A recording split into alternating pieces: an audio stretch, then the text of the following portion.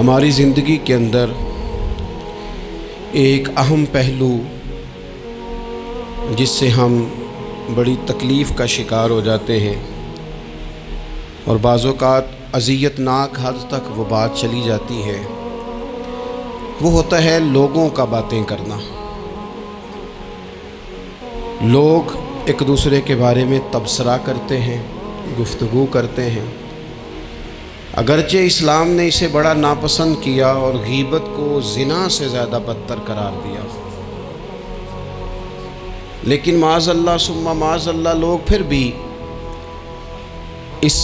اخلاقی کمزوری کا شکار ہو جاتے ہیں اور لوگوں کے بارے میں گفتگو کرتے ہیں۔ پھر لوگوں کی وہ باتیں جب ہم تک پہنچتی ہیں، جس کے بارے میں بات کی جا رہی ہوتی ہے، جب اس تک پہنچتی ہے تو وہ شخص بڑی اذیت کا شکار ہو جاتا ہے۔ وہ ذہنی تکلیف میں بھی آتا ہے، کرب میں بھی مبتلا ہوتا ہے، اور بعض اوقات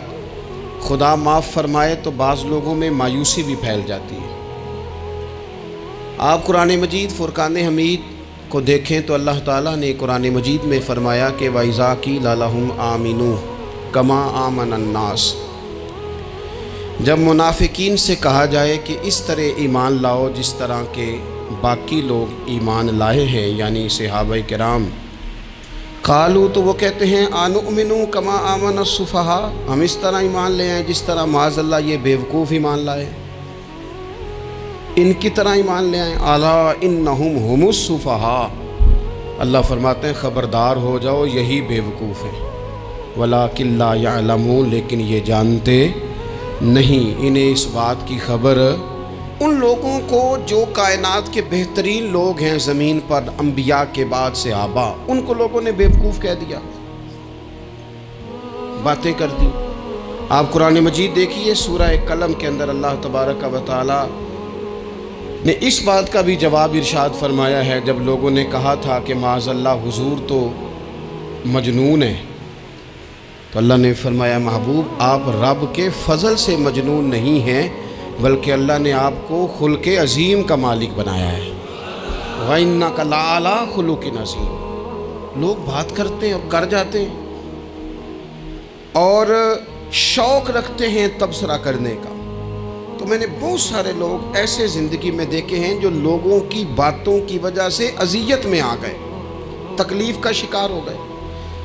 اور میں اور آپ تو کسی کھاتے میں نہیں۔ حضرت ابوبکر صدیق رضی اللہ تعالیٰ عنہ جیسے لوگ، افضل البشر بعد الانبیاء بالتحقیق حضرت صدیق اکبر، آپ قرآن مجید 30ویں پارے کی تلاوت میں یہ بات دیکھیں گے کہ جب حضرت ابوبکر صدیق نے غریب غلاموں کو خرید کر آزاد کرنا شروع کیا، حضرت بلال حبشی کو، حضرت عامر بن فہیرہ کو اور کچھ غلاموں کو خرید کر آزاد کیا، تو لوگ کہنے لگے کہ یہ بلال نے کبھی کوئی احسان کیا ہوگا ابو بکر پر، تبھی تو خرید کے آزاد کیا ہے، ورنہ کیا ضرورت تھی اتنے پیسے لگانے کی، کوئی تو بات ہوگی۔ اللہ تعالیٰ نے اس کا بھی قرآن مجید میں اعلان فرمایا ابو بکر نے جو کیا ہے رب کی رضا کے لیے کیا ہے۔ تو گفتگو کرنا، بات کرنا، لوگوں کا اتنا یہ خطرناک مزاج ہے، ایک جملہ کہہ کے لوگ سائڈ پہ ہو جاتے ہیں، بندہ بیچارہ ساری رات تڑپتا رہتا ہے، ایک فکرے کا تبصرہ کر کے لوگ کونے میں چھپ جاتے ہیں، اور کسی آدمی کے لیے وہ اسے سولی پہ لٹکا جاتے ہیں، اپنی زبان کے تیروں سے لوگ پریشان کرتے ہیں۔ پہلے تو اللہ سے یہ معافی مانگیں کہ رب اس جرم سے ہمیں محفوظ فرمائے۔ اور اب تو لوگوں کی زبانیں اتنی لمبی ہو گئیں کہ وہ صحابہ تک چلی گئی ہیں، اہل بیت نبوت تک چلی گئیں۔ تبصروں کے شوق میں لوگوں نے یہ دیکھا ہی نہیں کہ میری حیثیت کیا ہے اور میں بات کس کی کر رہا ہوں، میری اوقات کیا ہے اور میں تبصرہ کس پہ کر رہا ہوں۔ بے باک ہونا اور بات ہے اور بدتمیز ہونا، ان دونوں میں فرق ہوتا ہے۔ تو میرے عزیز، ایک تو اس سے پرہیز کریں، اور پھر دوسرا آپ سے، اپنے آپ سے، سب سے ایک گزارش کروں گا کہ ایک بات اپنی زندگی میں طے کر لیں کہ یہ ہو نہیں سکتا کہ لوگ آپ کو باتیں نہ کریں، یہ ممکن نہیں، اس لیے کہ مخلوق تو فنکار ہے اس درجہ کے پل بھر میں سنگے در کعبہ سے بھی اصنام تراشے، تم کون ہو کیا چیز ہے داغ کبابی، لوگوں نے تو مریم پہ بھی الزام تراشے۔ मखलूक तो फनकार है इस दर्जा के पल भर में, ये तो फनकार है। 1 मिनट में लोग निकाल के ले आते हैं बात, 1 मिनट में।